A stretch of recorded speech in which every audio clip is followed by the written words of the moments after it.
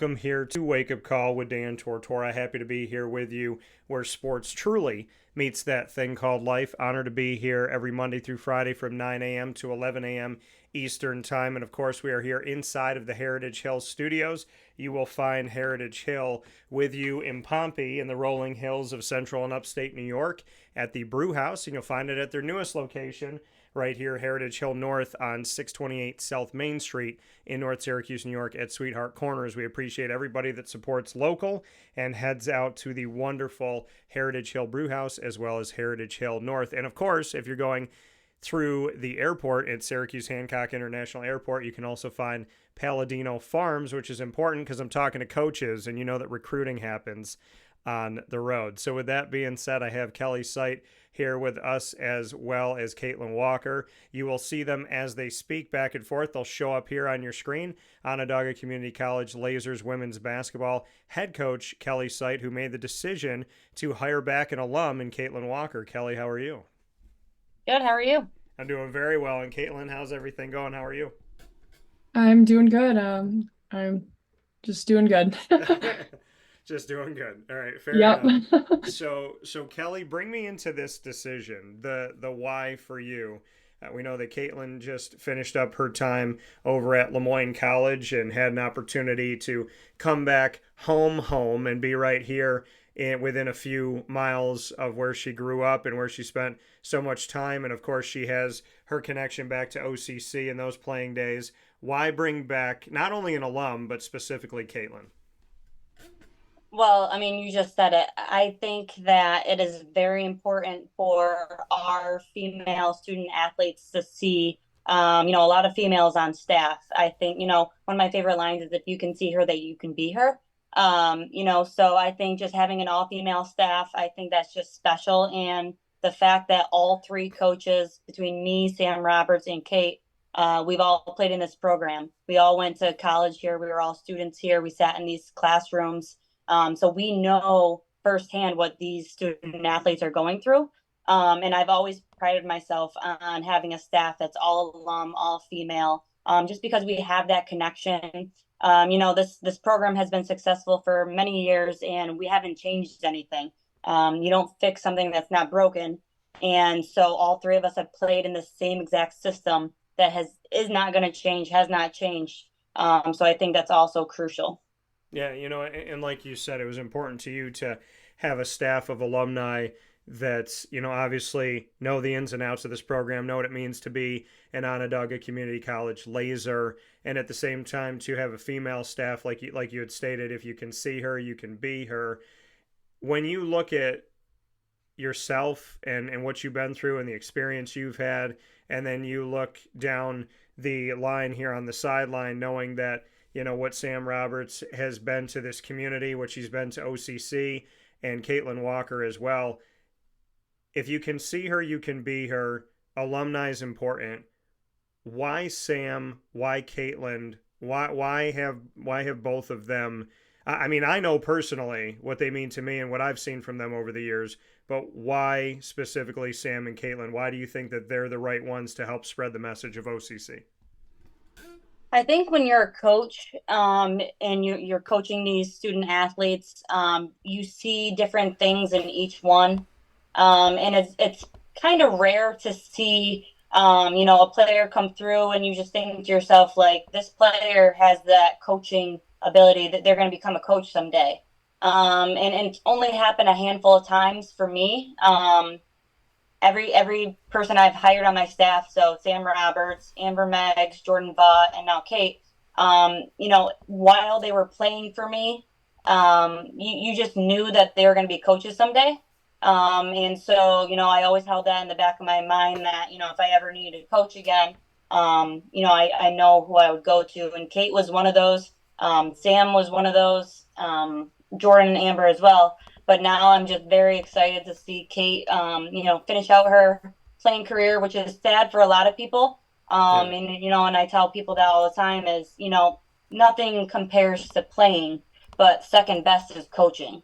If you can continue having basketball in your life and you want to, give back to the game what you gave, it's just special. And I think Kaitlyn's going to become a really good coach. I think the players are going to really appreciate her and love her. Yeah. And just the success that she's had as a player. That's what current student athletes like to see. They know that, she was talented enough so she can speak the game now. I just think that they're going to look up to her, and I think she's going to create that really special bond because, I was the assistant coach for 7 years, and it's fun being the assistant because, the assistants aren't making like the final calls. The assistants aren't, bad cop, good cop. You know what I mean? So I think that she's going to get what I had as an assistant. She's just going to create those special bonds and relationships with these players. And Kaitlyn, you hear about this, and obviously the end of your collegiate playing career, tough. You started at OCC, then you went over to St. John Fisher and finished up at Lemoyne. I know that, for you, it's starting that next chapter. I know that all of us that have seen you play over the years and have known you since back in high school and before then, that it's definitely bittersweet. I'm happy you're in the community. I'm sad not seeing you on the court. How have you handled the transition? Yeah, it definitely was a learning curve. But once I graduated from St. John Fisher, I kind of, without knowing that if I was going to do a fifth year or not, I kind of had a few weeks to just get in the mindset that I was no longer gonna be a player anymore. Obviously, it was sad, but when I was at St. John Fisher, I was living with a lot of other athletes as well, not even in basketball, but we were all kind of together just learning how to transition from a player to now either going into our career paths or now obviously coaching, which is what Kelly said, a great opportunity to still be a part of a basketball team or just in the community as well. So yeah, definitely. Obviously, when I got the chance to play a fifth year, it was kind of surprising because I had already come to the conclusion that I was going to be done.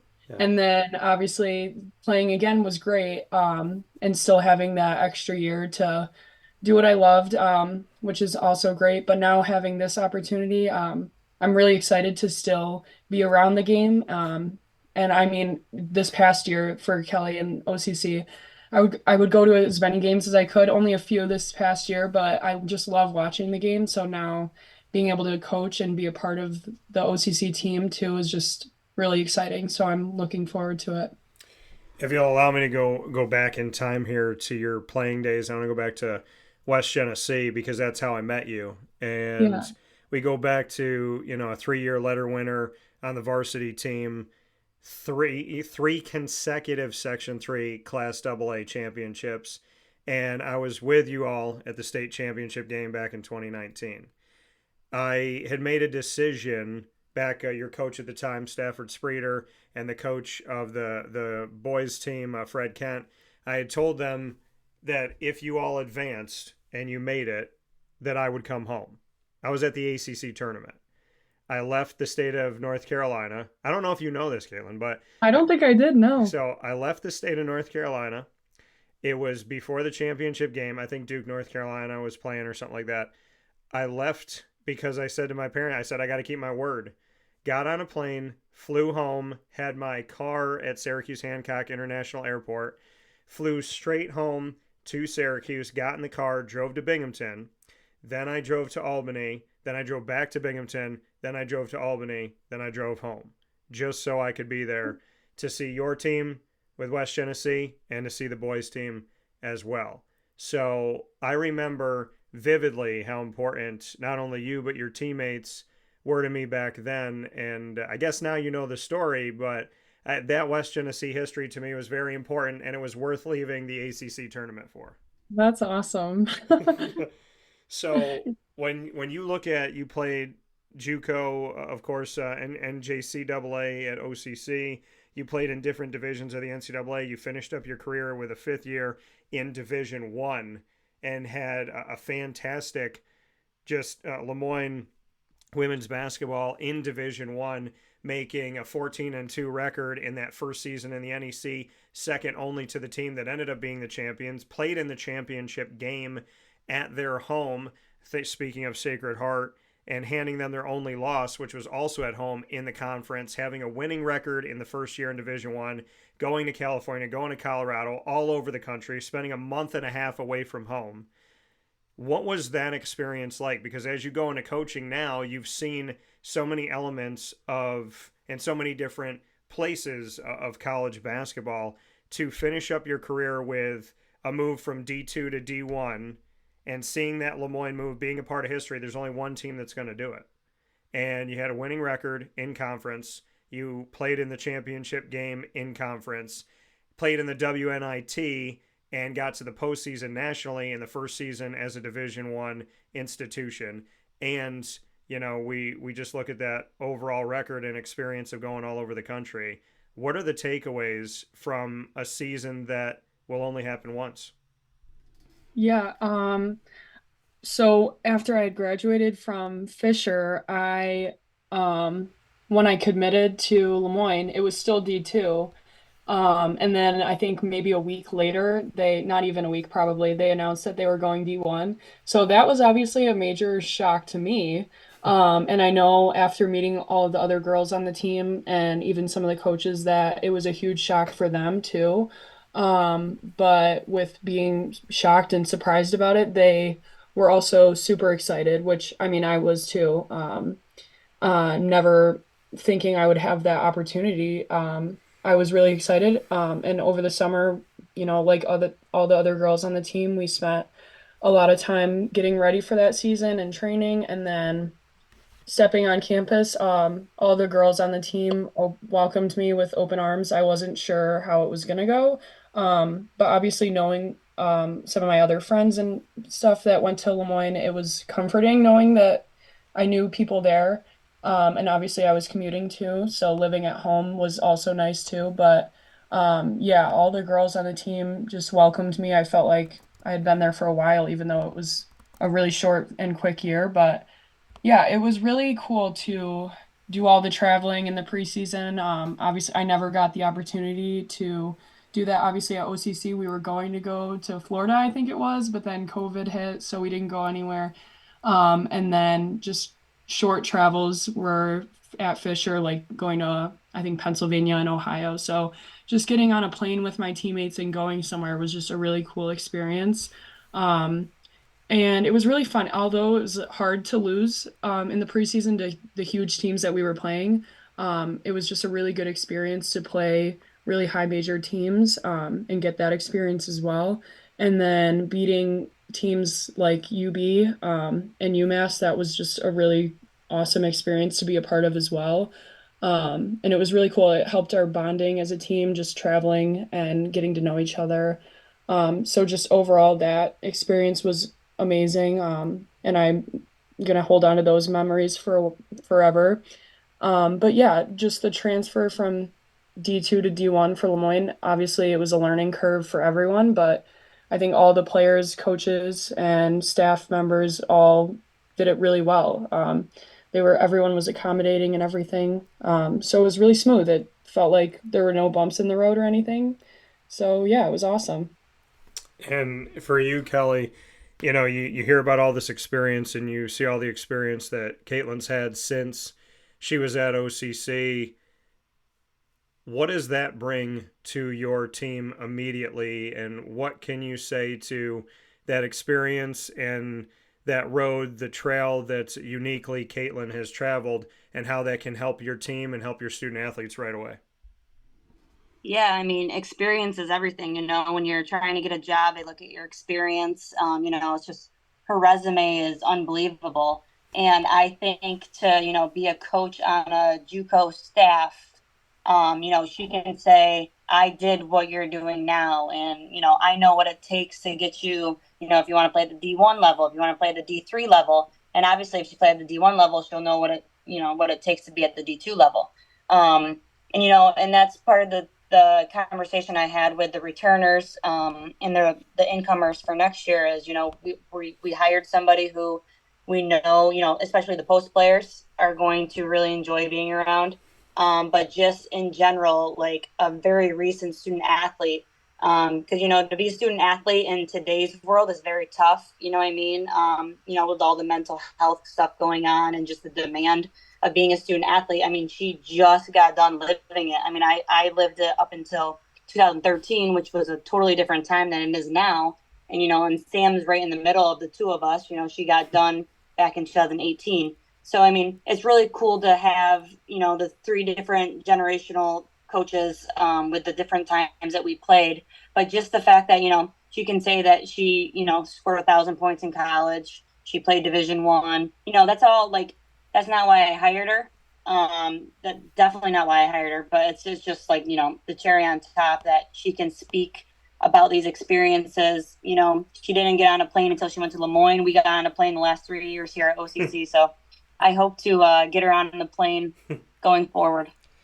As you said that, all these great pieces and accolades are not why you hired her. Why did you hire Kaitlyn? She's just a good kid. When she was on our team here at OCC, her family's awesome, really supportive. When I took over as head coach, I really buckled down in the Section 3 area, and I wanted kids right in our backyard, and she is literally right in our backyard. To have that, piece where, she can help us recruit, West Jenny, but also Section 3. She played for the Royals. So, we have that connection as well, that recruiting tool. And Sam has her own fair share of connections as well in this community. Sam's sister playing at Lemoyne as well, who is actually our bookkeeper, Michaela Roberts. So it's really cool to just have local Section 3 kids coming in, and for them to see that our staff is local Section 3 alumni as well.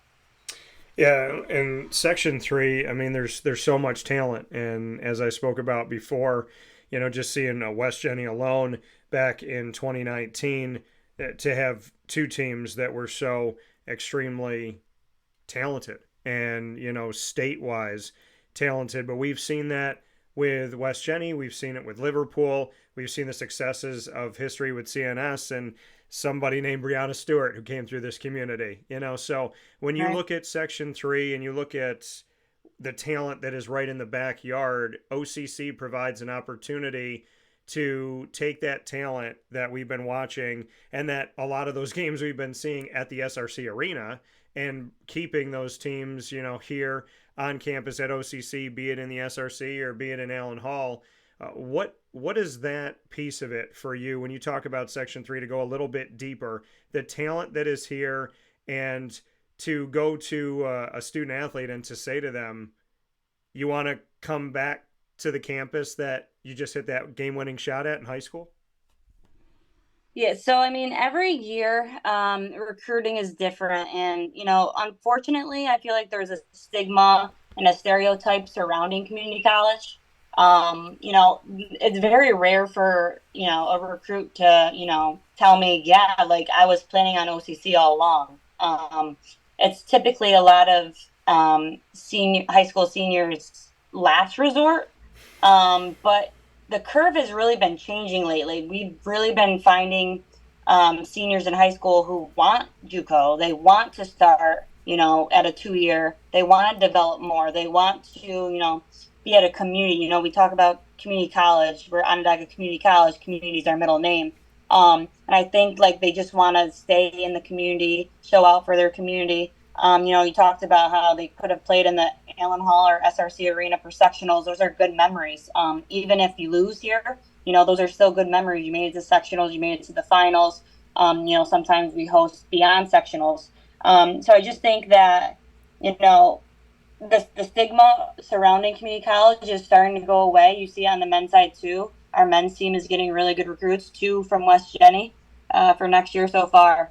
So, I mean, it's exciting to get kids who want to come here. But at the same time, we have a lot to offer here. It's a winning program. We're successful. And, and I tell recruits, you can come here and get, the same experience you would get if you went to a 4-year school.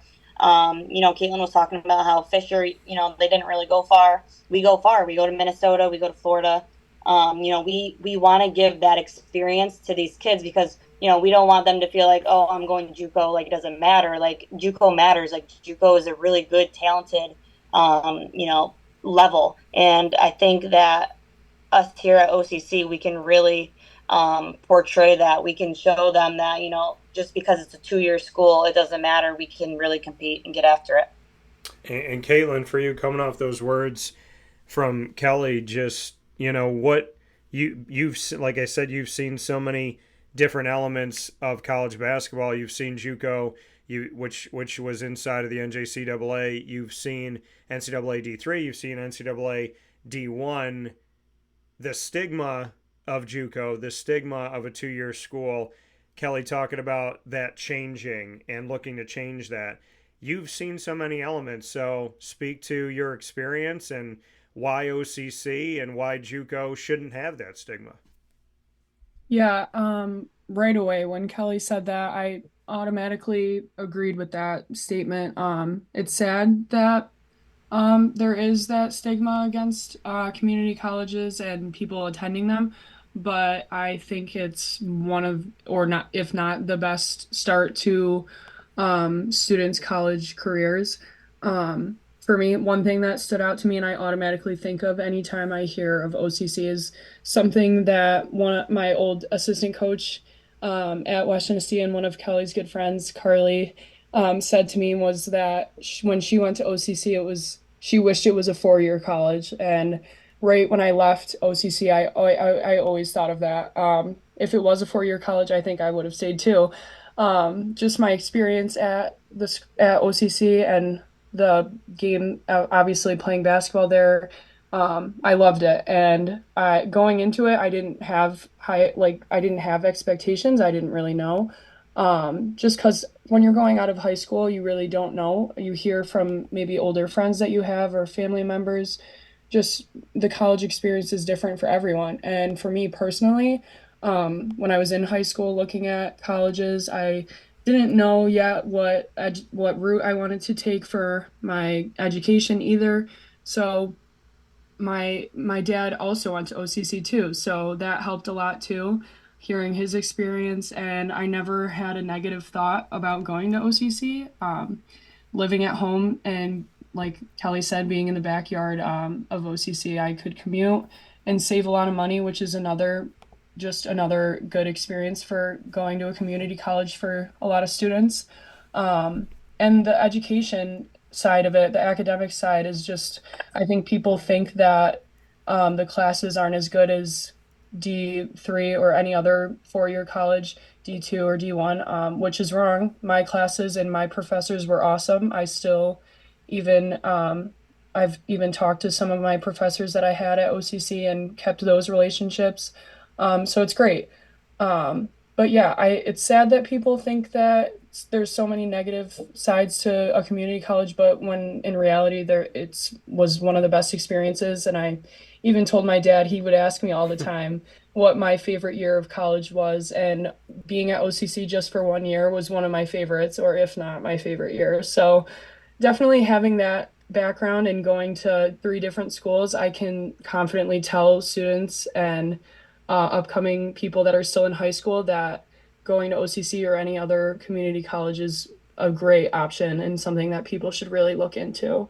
Well, and you're one of the success stories, right? You went to NJCAA basketball, you went to a junior college, you went to OCC, you got an education, like you said, you played for a year, got your education there at OCC, and then you went on to D3 and then went on to D1, D2 that became D1. So you are one of those stories we talk about, right? Spend a couple years at a junior college and, figure out what you want to do, or if you know what you want to do, get started there, stay in the community, or go to a new community in certain cases, grow in this community college world, grow in this junior college world, and then move on. You're one of those stories that we always talk about. I mean, Kelly can point to you when she's making some examples now and she's speaking to the student athletes in practice. What is it like to be one of those stories where when a kid goes, well, where am I supposed to go after OCC, or how could I do this, or they're on the recruiting trail going, well, you want me to come here, but I want to go to this D3 school, and how do you know I'm going to do this and that? And you can look them in the eye and say, how do I know? Because I did it. Right. So bring me into that, just what it means to you to be a living example of that. Yeah, I think that's really cool. And I'm excited to share my experience with girls that are on the team or just maybe even high school seniors that are looking at colleges. But yeah, going off of that, I do think that players in high school, even especially seniors, Yeah. they think that they need to go to a D2 or D1 school, even D3 when they're playing a sport, which really isn't true at all. I think OCC, and obviously with Kelly being my coach when I was there, they help with that experience, and what they know that you're not going to be at your school at the school for all 4 years in all of their career in college. So they want to help you have the best opportunities going forward. So there's so many resources and people in community colleges that are willing to and really do want to help their students and student athletes. So knowing that when you go to a community college, seeking out those resources and that you're talking to your coaches about maybe possibilities after a year or two at a community college and they want to be a help to you. So it's a great resource and mindset going into OCC or different community colleges, but just knowing that we know that your career isn't over once you are done at our school. So just knowing that you have that help to help you too. And Kelly, for you, I mean, we look at you've been the head coach here for a few seasons, and obviously you were an assistant under who I like to call Wheels, Mike Wheeler, who's now over at Liverpool and having a lot of success there. We look back on these records: 25-4, 17-9, 29-4, going to the NJCAA national tournament over and over and over again. Going into this season, it had only been done one other time in history that the national tournament was something OCC women's basketball advanced into. And we saw a three-peat. We saw you do it again. And this season is the best record you've had. Why is there so much consistent success? I know you said you came into a program and you said it was working. You don't change something that's working. But I want you to give yourself a little bit of credit here, Kelly, because it's only seeming to get better. And national tournament for OCC women's basketball, it's a normal thing now. Yeah, it really is. That's probably one of my biggest flaws that I don't give myself enough credit. But we made it to the Elite Eight 3 years in a row, and we can't get past the Elite Eight. So, just really relying on my coaching staff, learning that I can lean on them. I don't have to do it all. Sam has brought really good ideas, really good defensive sets and offensive sets to the table. But I just think that this past year, Sam's been with me all 3 years now. And I think that her and I are just finally starting to really mesh well together. Not that we didn't mesh well the first 3 years, but now we're really starting to get after it and understand our coaching styles. And that translates over to recruiting as well. I've been around for 3 years now as a head coach. Now I know what I want to see in a high school senior. It's not just the talent. Are they a good teammate? Are they a good person? Are they coachable? And just having the experience of the last 3 years of learning how to find the right fits for this program. And it's not necessarily the best players on these high school teams. More often than not, I'm going after the sixth man, or I'm going after the starter who averages the least points a game. I'm not going after, these stars, if you will, because like Kate was talking about, these AU coaches and programs are trying to get their kids to go D2 or D1.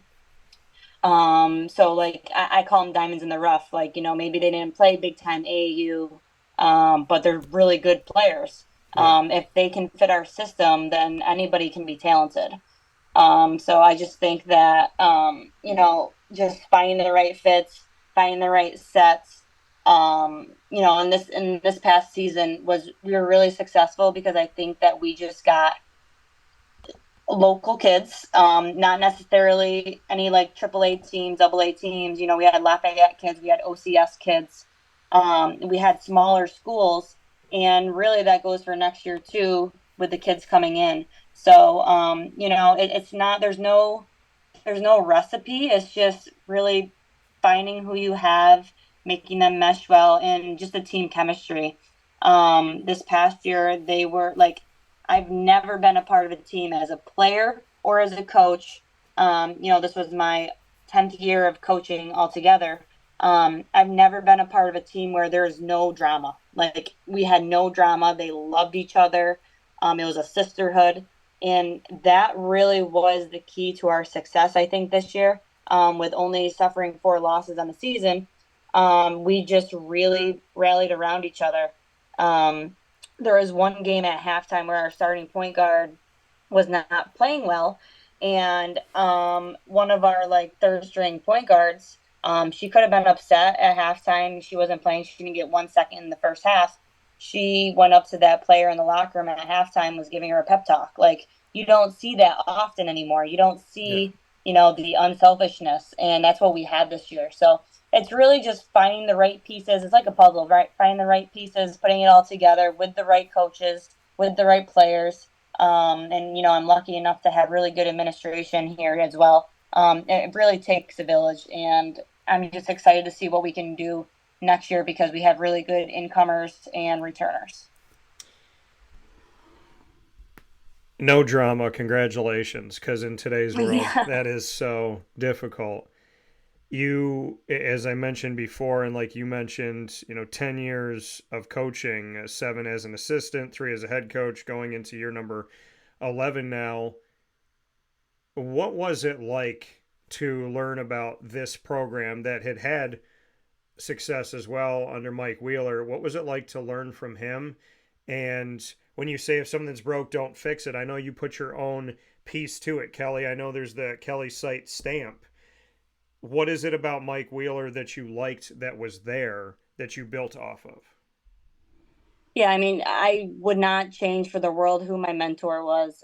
He's special to me. I mean, I work here at OCC with him still now. We still talk hoops. He still is a huge fan of the program. He wants to see success out of me. He's one of my biggest fans. So just to have him as a mentor has been special because, I mean, 500 plus wins. I mean, the guy knows what he's doing. People used to say that maybe it was just like the players that he landed, but no, as a head coach now, you understand that it takes a really talented, devoted coach to really put everything together. Yeah. I just really liked, I played for him. I was his assistant, and now obviously I took over the program. It's just the system that he instilled here. We're fast, we run, we get up and down, we transition. We very rarely run a half court set. It's just my style. And the game has transitioned into a guard game. It's very guard oriented. Everybody wants to shoot a 3-pointer. So that's why I'm excited that Kate's coming to really focus on block stuff with all of our post players. Bringing back the, drop steps and up and under. So it's just, having that system that I played in and then coached under and now I'm coaching for it's just huge. And I'm excited that I can continue the success of the program. Yeah, absolutely. And Kaitlyn, for you, working with those post players and giving us, like Kelly said, there's so many. Everybody wants to shoot threes. Everybody wants the ball in their hands all the time. So to have that systematic back you down, post up, give me the ball, and let me go to work in the paint, what are you most excited about in now being a teacher of that? Yeah, I mean, I've had great coaches in the past, especially post coaches, I guess you could say, when they specifically work with the post players. In my previous year at Fisher, my assistant coach worked with the post players every single day. At practice, we would spend time split up guard forward, and she would just work with us on post moves all the time. Even if we didn't have practice, she would come into the gym working with us, and that is definitely something that I could see myself doing is getting to work in small groups or even individually and just help out any player that is motivated to spend more time even outside of practice or at a shoot around, just to get better at their specific skills or just the little things like a drop step or just dribbling with the ball because you don't see a lot of post players do that. So those are just some little things that I just see myself doing, and obviously teaching. I'm doing that for my career path too. So I just love working with people, especially younger female athletes. I think I have a great opportunity to do that with obviously Kelly and Sam too. So I'm just really excited. I think working together with these young women who are so motivated, just seeing the past year at the OCC team, they all, you can just tell every single one of them is just so motivated to be there. So I'm really excited, especially meeting the new players too. So yeah. When you look at this success, I mean, everything that you've been doing in your playing career, and then you look over at OCC at an alma mater for you, and you see what Kelly's done in 3 years, and the fact that it was NJCAA Region 3 tournament champion, so you get into the national tournament. And then this past season, you get in the national tournament, sandwiched in between an at-large bid in the national tournament, which is not an easy thing to do, and I don't think people understand that truly. All the success that she's had, Kelly said it takes a lot for her to take a step back and give herself some credit. Can you give her some credit of what you've seen the last 3 years? Oh yeah, absolutely. Like when I was at OCC and when Kelly was my assistant coach, just a props to Mike Wheeler even. You could just see his energy on the side of the court. Even if you were just watching the game, you can see how much he loved being there and working with us young women. And now, and obviously Kelly was too. Every day in practice, just talking with Kelly and building relationship with her was just amazing as a player. And now, as Kelly's the head coach now, you can see the traits that she took away from Mike even and built as her own. You can see all of the players that she's had in the past 3 years have just loved her. You can tell just when they come off the court, just high-fiving, you can just see on their faces how much they love playing for Kelly. And I think that's how a lot of girls felt too when I was there playing for Mike and Kelly. But now I think just the way that Kelly builds relationships with people as players and even their family members. My parents love Kelly. So it's just one tribute that I'll give to Kelly every single day is that she can build a relationship in a snap. It's amazing. Here inside of the Heritage Hill Studios on Wake Up Call with Dan Tortora with a focus on the OCC Lazers women's basketball team with head coach Kelly Seibt and newly brought in assistant coach Kaitlyn Walker. We're going to play rapid fire, and then we're going to do something right after rapid fire that will be arguably the most important piece of our conversation here this morning. Kaitlyn, I'm going to start with you. You can ask me any question in the world. We played this at West Jenny. We played it at West Jenny. We played it while you were going through your time in between to Lemoyne, I believe. We played it at Lemoyne, and now you're an assistant coach. So for the first time ever, we get to play rapid fire with you being an assistant. What question do you have for me? Yeah, just let me think. I would say, what was your favorite sports team that you have covered, or just, I guess, going into detail a little bit of why that was your favorite sports team to cover? Okay. I would say, there's so many moments. I'm very spoiled. I would actually say in 2016, I was unable to go to Operation Basketball for the ACC, but I was able to vote. So I wasn't able to physically be there. I think I was like under the weather or something like that. And so so they allowed me to vote, and I had no idea of any of this. So I picked Syracuse. I had UNC winning the ACC. In the last second, I changed my mind. I put Syracuse. I submitted it. Well, apparently I was the only person in the world to pick Syracuse. And that became a joke.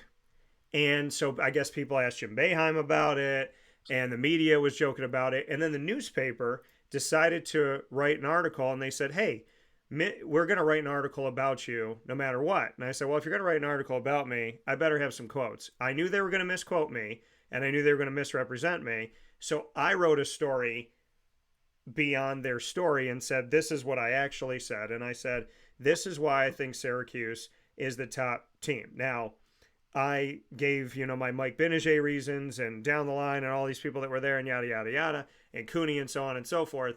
And I said, why? Why Tyler Line? Why Malachi? Why all these guys? Now, the newspaper wrote, Mystery Man reveals himself. I wasn't a mystery man. I put it on my website for free, and it was up there for 8 days. So I did not hide it. There was no mystery man. I put it in public. I promoted it on social media. And I was misquoted. I shouldn't say I was misquoted. My quotes, there was only 2, and I had a lot more than that. So here's the fun part. Syracuse started winning. And my mom goes, what are they going to do now? Because you're the only person in America, and that was supposed to be a bad thing. But now that you're the only person in America, you're the only one that can get credit. My dad was like, holy crap, look at how they're playing right now. Are they going to do a follow-up? Nobody did a follow-up article.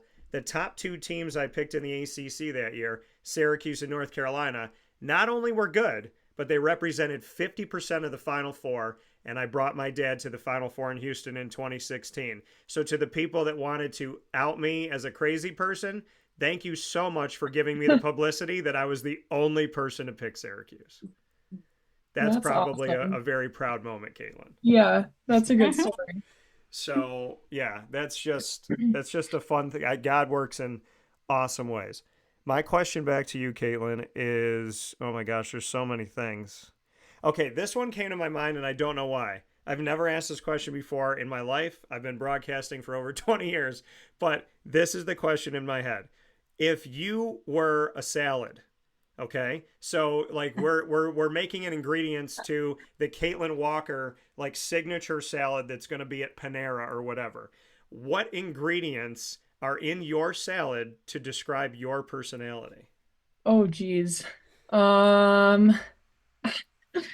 I was right when you said salad, I was gonna say like a Caesar salad because that's my favorite, but let me think. Um, let's see.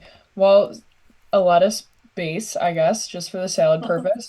But I feel like the first thing that came to my head was like fruit. So I guess like more of a fruit salad.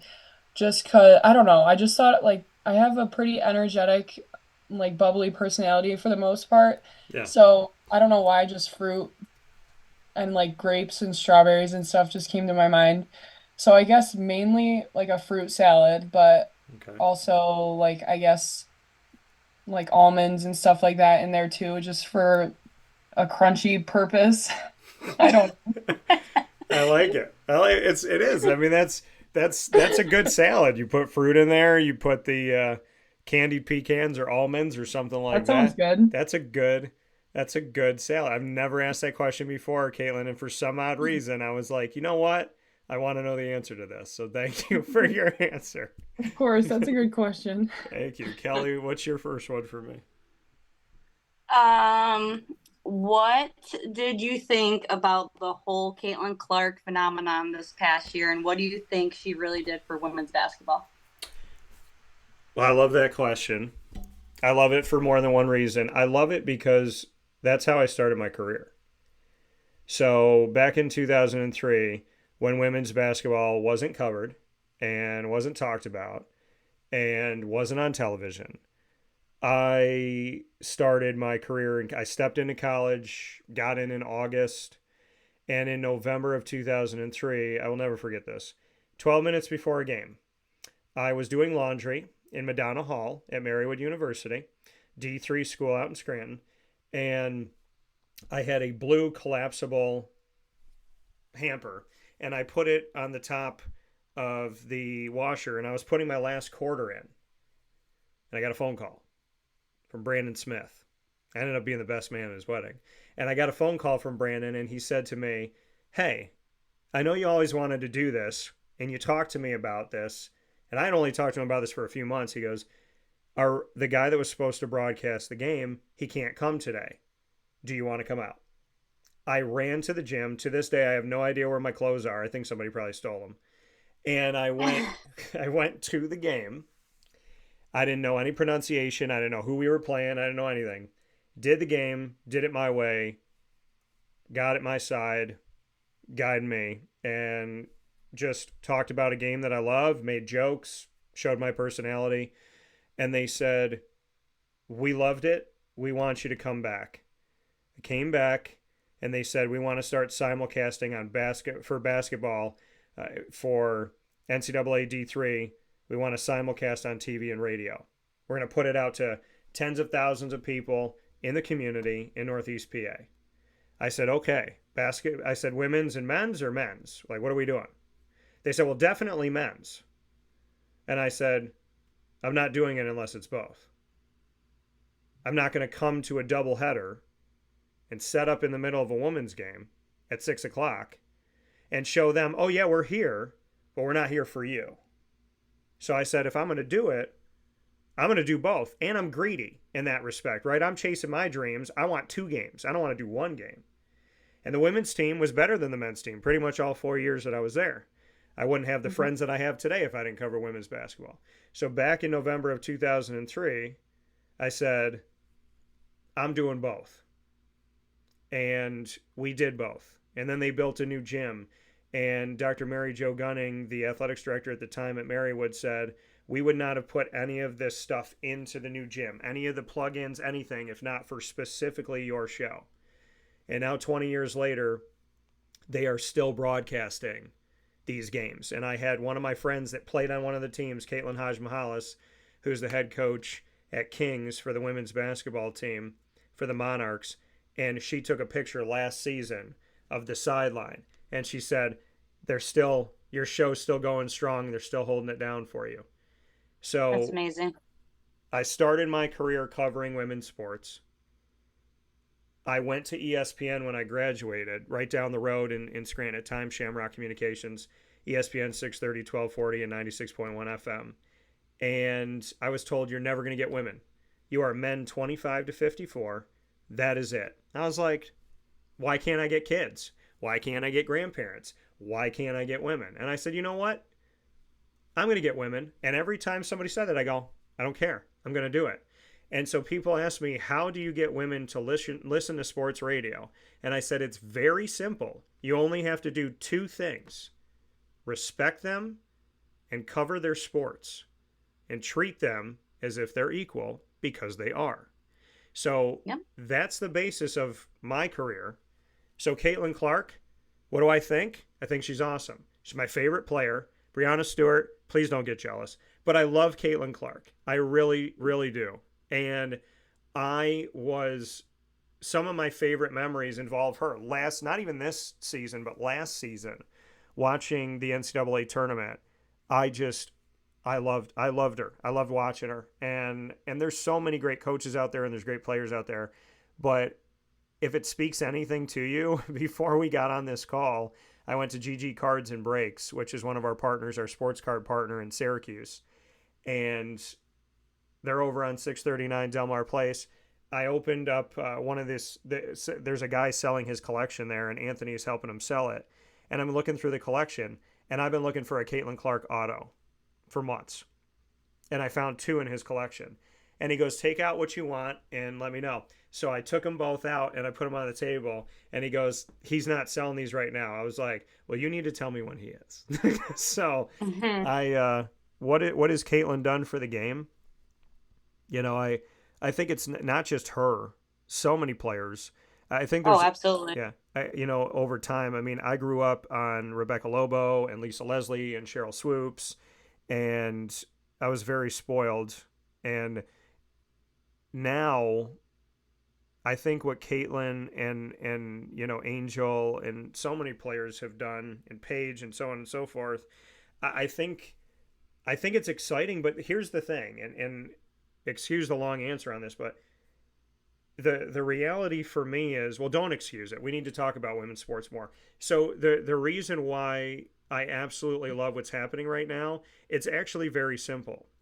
They were not putting these games on television, so they were telling people, if they're not on television, then there's this belief that they don't matter.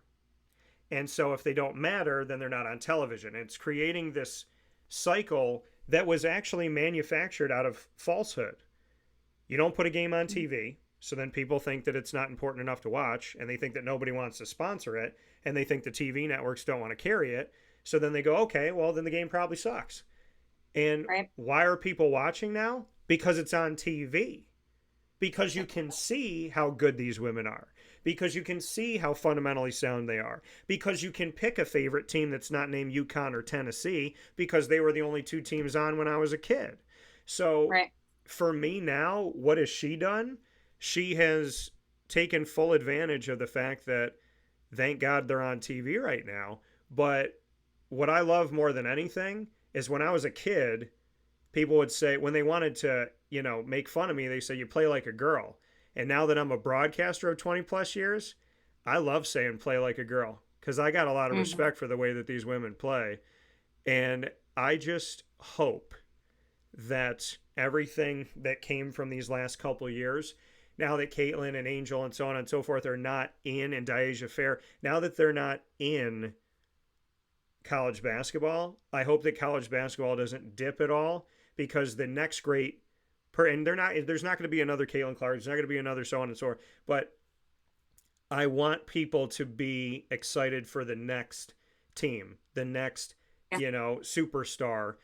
Watch the WNBA to see these incredible student athletes that are now professional athletes, but watch college again. Don't let this be a flash in the pan. Don't let this be a Kaitlyn Clark good couple of years. Let this be something that creates the momentum that we need to do something that I've been doing for 20 plus years, which is cover women's athletics, because it's really awesome. And if you're not watching it, you're kind of missing out on a lot. And I guess the last thing I would say to this answer, that I appreciate you asking me the question, is my favorite team, the Toronto Raptors, City, just got a WNBA team, and they start in 2026, and I'm already a fan. So I'm excited about that. Good answer. I like your answer. I approve. So my question to you, Kelly, is what has been the single greatest, could be basketball or in general, what do you think is the single greatest moment in women's athletics that you think has helped to pioneer the current status of maybe more respect for it? I don't know if there's like a single moment. I mean, I just think that, social media now, like, you talked about when you're growing up and everything. And even when I was in college, like there was no social media. So no one could really broadcast or like give their opinions on the women's game. So I think like just social media now, and there's a lot of male athletes out there. Like you see LeBron tweeting about Caitlin Clark and Shaq about Angel Reese. And I just think that there's a lot of support now across the board, but really from the male side, I think that they're really buying into what they're seeing on the women's side as well. But I don't know if there's really an exact single moment that I believe shaped anything. Back when Brianna Stewart was at UConn, she went 4 for 4 national championships, and that's not going to happen again. Yeah. I mean, I don't think any team will win 4 straight. And just a couple years ago, Arizona made it to the national championship, and now, they're still good. But, they dropped off a little bit, but then Iowa came into the picture. And, now that their head coach just stepped down and Caitlyn's gone, like, are they going to be able to keep it? But then you see Juju over at USC, she's getting all these women to transfer in, and, they might be the next up-and-coming thing. I do think UConn is going to do a lot next year with Paige being a senior, but I just think, just the world that we're living in now and the social media, I'm not a huge fan of social media, but I do think social media has really helped grow our game, just in the fact that, the games are streamed on television, and they're showing that there's more viewers for the Final Four for the women, and the ticket prices were more expensive for the women. There's more viewers for the championship game or the UConn-Iowa game than there was like the Super Bowl. Like, unless that's tweeted out there or a post on Instagram, like, people don't buy into that. So I just think the umbrella answer to that is I just think that social media is really helping the women's game. Yeah. Social media being used for a good thing. Who would have thunk it? So we're Who would gonna have? go. We're going one more round here, rapid fire, and then a final note from these amazing coaches in our community of Central and Upstate New York. Miss Walker, what do you got for me? Let me think. I would say, hmm, going off of your question for me, Mm-hmm. I think I just thought of there's so many colors around here. So what not if doesn't have to be your favorite color, but what do you think what color describes you as a person and maybe why? So I actually had to do my project senior year. I created a basketball team. I created an NBA team from Sanford, Florida, called the Sanford Bloodhounds, and I decided to look up. I found like just information on colors and what they all mean and what they mean together. I have to find that notebook because I did research on this stuff. But I would say, I mean, my favorite color is has always been green, not because of money. I love green, and I'm a Ninja Turtle at heart. And so I would say if I had to pick one to describe me though, I'd probably say orange. And I would say orange from my study of the colors red and yellow. Red is so intense and it's passionate, but sometimes it's like, you know, crazy passionate. And yellow is so calm and so kind of like, you know, relaxed, but maybe not pushing as much as it should. So I think from the extremes of red and yellow, when you come to the middle, you make orange. And I think that I am a balance of pushing when I need to, learning to take a step back when I need to, always having energy and brightness, but not being overbearing to the room. Good answer. Thank you. So, my final one for you, Kaitlyn, is if you can look through the history of your teammates and you were going to be the president of the United States in 2024, please run, Kaitlyn. So, please, please, God. So if you, please, God, I can't. I'm just pretending that there's no election this year. In my head, I'm like, it's not happening. It's not. So I I mean, I told people I'm going to run someday. I probably will. But you run for president, you win. I want to know which of your teammates, could be from any time, could be from when you started playing basketball. I want to know your running mate, vice president, and I want to know the first thing you would say at the podium besides my fellow Americans. Oh, geez. Oh, gosh. Um, well, the first part of that question is very difficult. I've had so many teammates out of all of these years that I've played. So many teammates that have made a huge impact on my life and that I still am great friends with till this day. Um, but for some reason, the first person that popped in my head was one of my teammates at St. John Fisher. Her name's Amy Gardner. She was a year older than me, and she just had such an impact. And I'm gonna tell her I said this too because she is just a huge impact on my life, personally and basketball wise. She was our point guard at St. John Fisher. Um, and she also was an education major. She's a teacher now in Virginia, so kind of have a long distance friendship now, but I would just say she has just made so many great impacts on so many players. Every person on my team would look up to her. So I think her being my assistant would be interesting, president, but yeah, I don't know. She just leads so well, and did for our team when I was at Fisher, and just is a ball of energy. So I think us together would be very cool as president and vice president. Um, but the first thing that I would say is, oh, that's hard.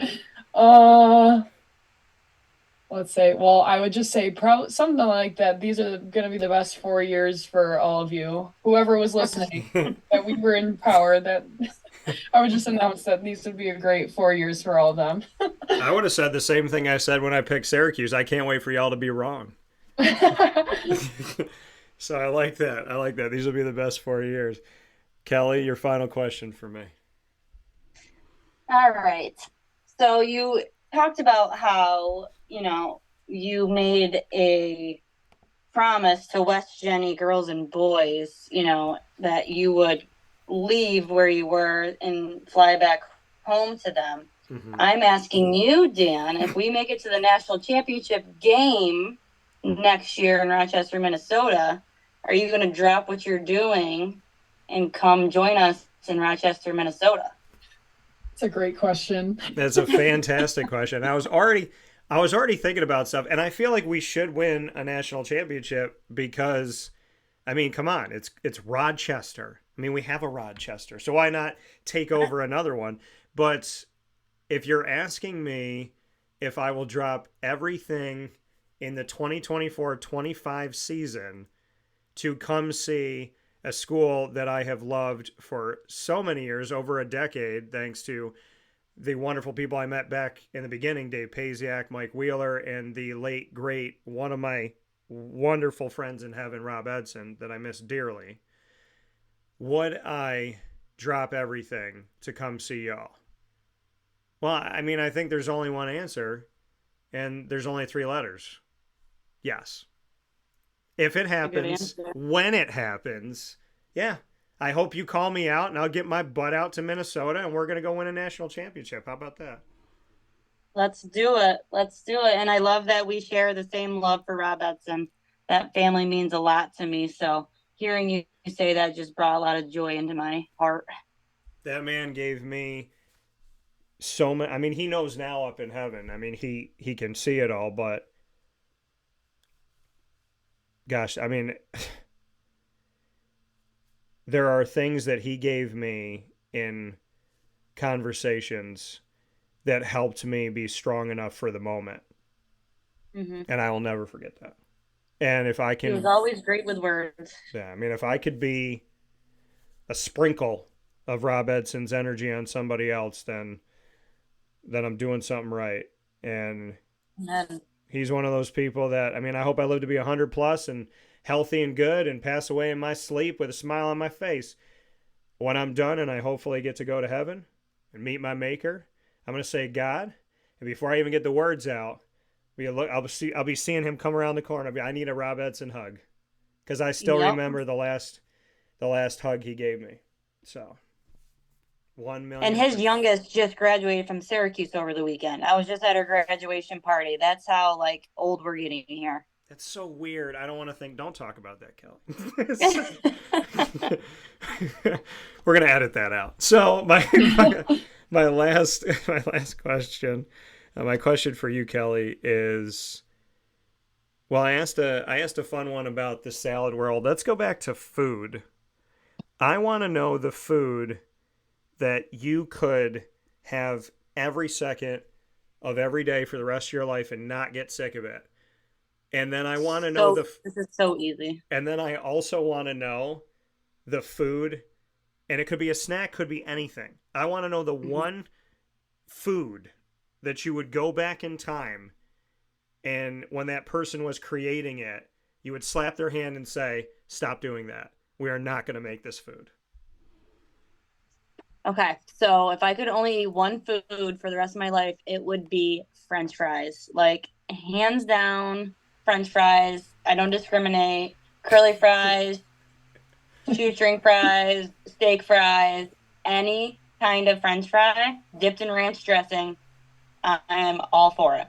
Okay, I love it. What are we getting rid of? And then the second part of that question is, am I yelling at them because I like it so much and I can't stop eating it, or because I think it's gross? No, I'll give you an example. I want to go back in time to the person that made black licorice, and I want to tell them, stop that. Get out of here. Okay, whatever lab you're in making this rat poison for people, I need you to stop. So I want to know the food you would go back in time and go, absolutely not, and just take it away from them. I would probably say sushi. Sushi? I just think it's so gross. Like, don't come near me with your sushi. I like it. I feel like that should be like sushi should almost be a word for something else. Like when you don't want to say swear to someone, you say, "Don't bring that sushi to me right now. Don't bring me your sushi." I like that. I like that. We can create that. Yeah, I think there should be OCC T-shirts on the back says "Don't bring me your. We don't want no sushi here. Don't bring me your sushi." That actually sounds like very normal. I know. All I'm saying is I want some royalties when those T-shirts get made. All right. Final note here is up to you both to share it with the world. And coach, the leader of this program, I'm going to have you go last, Kelly, because I want you to have the final word on this. Kaitlyn, why should someone come to OCC, and what is the message to people here in the community and abroad on why a laser is the next best decision that they're going to make in their life? That next step they're going to take. That's the one they should take. That's a great question. Kind of like what I said earlier, just from my personal experience, but I know a ton of other people, obviously my previous teammates that felt like this, and even people from other community colleges, that those 2 years, or 1 year, depending on how long you're there, can very easily be some of the best experiences that you'll gain in your life. I can say that from my experience, but also just the community in community college, the word community is so true, especially at OCC. Even if you're playing a sport, those games where you see people from high school, even old coaches, old teachers, teammates, anyone, they're going to go out and support you because it's so close to home, which was one of the things that stood out to me always. I always had such a fan club coming to all of our games. But just that community aspect, your teammates are going to be there for you. The community aspect, meaning that we're a family, all the girls on our team, and just supporting other teams even. I know obviously the women's lacrosse team this year was amazing. So just supporting other teams, other players on different sports, just that community aspect that everyone is a family, is easily going to give you such great experiences in and of itself. But even for people not on sports teams, I know people that went to OCC that weren't on a team of some sort, and they still had a great experience at OCC. The teachers, the professors, they're all there to support you like any other school. And they're honestly, for me, they were the nicest teachers that I've had in all 5 years of my college experience. So even the academic side too is just overall such a great experience. And every person that goes to OCC will gain such a great academic experience in any class that they take. So yeah, just overall, I guess I would just say that community aspect, the family feeling, even if you're not close to home, you're going to get it at OCC easily.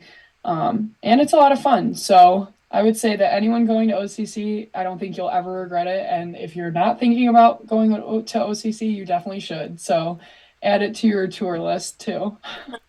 I love that. Add it to your tour list. That's another good quote. Kelly, what's the final word from you on why OCC, besides the fact that we're planning on a trip back to Rochester and a hunt for a national championship?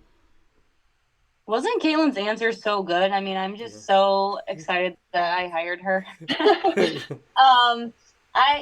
just think, I love saying, like, I'm going to coach you hard, but I'm going to love you harder. I think if you come here, you will not regret it. Like Kate said, you're going to get that family atmosphere. You're going to get more than basketball. Sure, if we win, that's just, an added bonus. But you're really going to enjoy your time here. Whether you're here for 1 year, like Kaitlyn and I both were, we were only here for 1 year apiece, or if you're here for 2, like Sam was, it's going to be your favorite or 2 best years of your college career. We get that all the time that, players transfer on and they come back to us a month or 2 into their new school and they're like, this is not OCC. It's just not that family oriented atmosphere. I think it really speaks volumes that when I walk into my office every day, half of my team, if not more than half of my team, is just sitting in here on the couches, hanging out. Like, they don't care about going back to the dorms or, going out on a Friday night. Like, they just want to be around here. They want to be around us all the time. And I just think that that's just, without having to say anything, just seeing that speaks volumes. And, with the social media that I was just talking about, when a player goes on to social media and they just go on and on about their 2 years here, this past season here, or, they post a picture of them and I or my staff with them or whatever the case may be. It just brings so much joy and happiness into my heart that, I know that even though we didn't win a national championship this past year, they would still not trade for the world. I tell them all the time, I'd rather lose with you than win with anybody else. So I think just, thinking about coming here, it would be a huge bonus to any senior, any of their families, because if you come here, we're going to love you. We're going to coach you hard, and you're going to really enjoy your experience, and you're going to walk away with lifelong memories. How do you not play for OCC after all this? I mean, come on. That's what I'm saying. Like, come on. Onondaga Community College Lazers women's basketball head coach Kelly Kaitlyn and newly hired assistant coach Kaitlyn Walker, and of course Miss Samantha Roberts, who we are fondly thinking of and speaking of here on today's broadcast as well. I hope that you keep me to my word. I really do. I hope so too. Thank you both for today. I appreciate it very much so. Thank you. All right, thanks for having us. Of course.